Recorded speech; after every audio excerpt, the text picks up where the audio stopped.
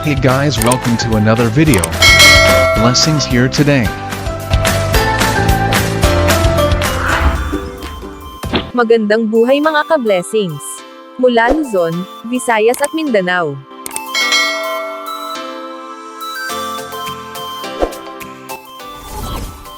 Ngayong araw April 15, 2024, sasagutin po natin ang ilan sa inyong mga katanungan. Dahil marami po sa mga ka-blessings natin ang nag-send ng kanilang mga mensahe. Para kayo po ay malinawan, halina at ating alamin ang mga kasagutan. Bakit hindi po lahat ng mga retain ay nakatanggap ng educational grants? Inuna po ng DSWD, na mabigyan ng educational grants, ang mga MCCT retain noong Sabado ika-13 ng Abril. Kaya wala pa pong laman ang mga RCCT retain, o yung mga nakatanggap ng health at rice subsidy noong December 2023. Para sa mga MCCT retain na hindi pa nakatanggap, antayin lamang kung pumasok sa inyong account. Dahil patuloy pa rin po ang downloading ng Land Bank, para sa inyong educational grants.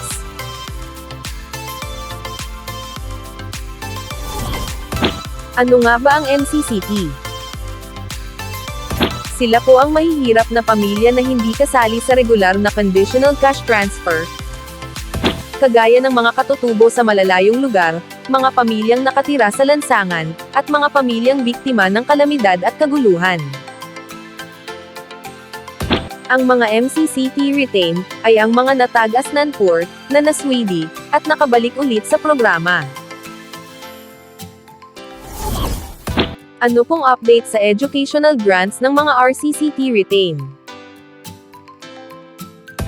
Ang DSWD ay kasalukuyan pa rin pong nakikipag-ugnayan sa iba't ibang ahensya ng gobyerno, upang humingi ng karagdagang pondo.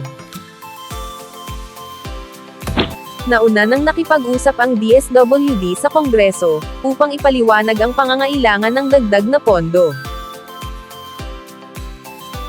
Kung saan majority sa mga kongresista ang sumuporta sa hiniling na dadag budget ng DSWD. At ayon sa isang kongresista, ay maaaring maging mabilis itong maapruba. Dahil ang hinihinging karagdagang pondo, ay para sa isang programa na may malasakit sa lipunan. Ang determinasyon ng mga namumuno sa gobyerno, lalo na sa Kongreso, ay mahalagang faktor. Kung may malakas na suporta mula sa mga lider ng gobyerno, para sa karagdagang pondo, maaaring mabilis itong maaprubahan.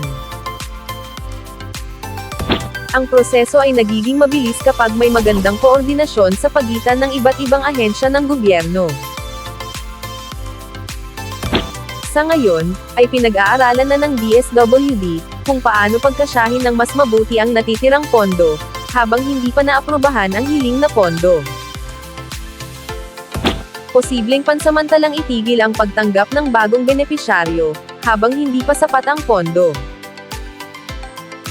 Ang DSWD ay naghahanap na din ng sponsorships, o partnerships sa pribadong sektor, para sa additional funding. Nagsagawa rin sila ng pakikipagtulungan sa mga non-government organizations, para sa dagdag resources. Sa pangkalahatan, mahalaga ang kooperasyon ng DSWD, at iba pang ahensya ng gobyerno, upang masigurong matutugunan ang pangangailangan ng mga benepisyaryo ng 4Ps, kahit sa panahon ng kakulangan sa pondo.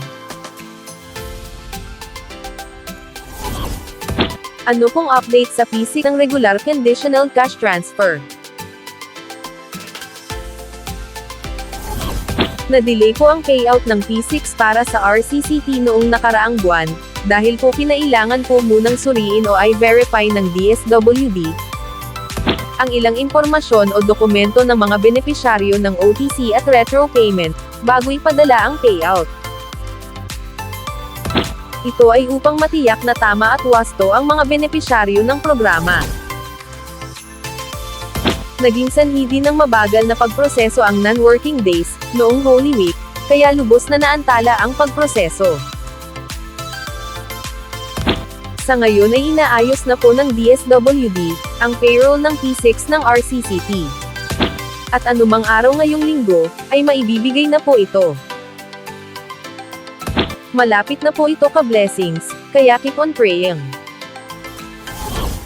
Ang Pantawid Pamilyang Pilipino Program o 4Ps, ay programa ng pambansang pamahalaan na ipinatutupad ng Department of Social Welfare and Development o DSWD,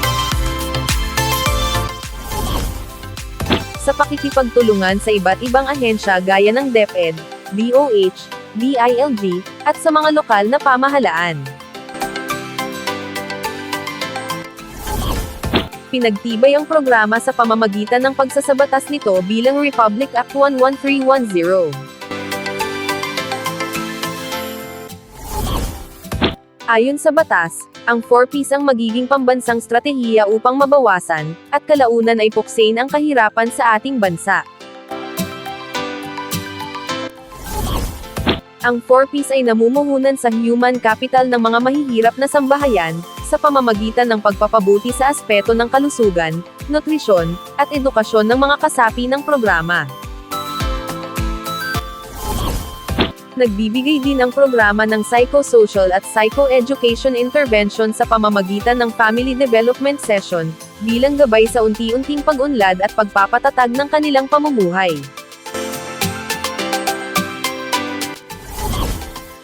Noong ika-17 ng Abril taong 2019, isinabatas ang RA 11,310, na mas kilala bilang Anak Institutionalizing the Pantawid Pamilyang Pilipino Program o 4Ps Act.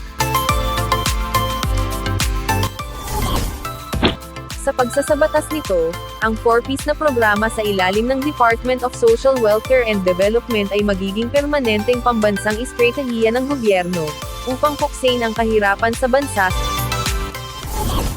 sa pamamagitan ng pagbibigay ng tulong pinansyal sa mga mahihirap na pamilyang Pilipino, upang mapabuti ang kanilang kalusugan, nutrisyon, at edukasyon. Sino-sino ang maaaring maging benepisyaryo ng 4Ps? Ang mga maaaring maging benepisyaryo nito ay mga mahihirap na pamilyang Pilipino, na siyang makakasunod sa mga kondisyon ng programa. Automatikong kasama na sa targeting system na ito ang mga magsasaka, mangingisda, walang tirahan, katutubo, informal settlers, at mga pamilyang nasa malalayong lugar, o geographically isolated and disadvantaged areas.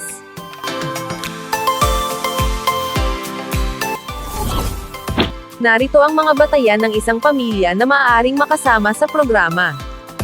Dapat mayroong 0 hanggang 18 taong gulang na miyembro ng pamilya. Ang mga batang nasa edad 6 hanggang 18 ay kailangang naka-enroll sa paaralan. Mayroong miyembro na nagbubuntis sa panahon ng rehistrasyon.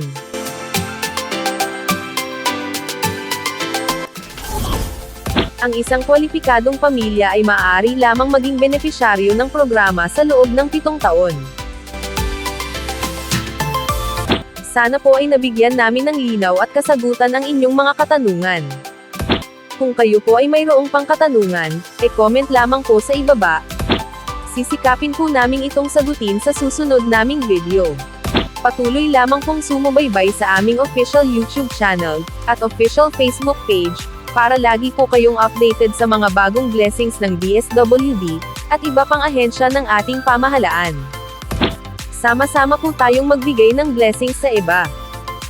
Maraming salamat po mga ka-blessings.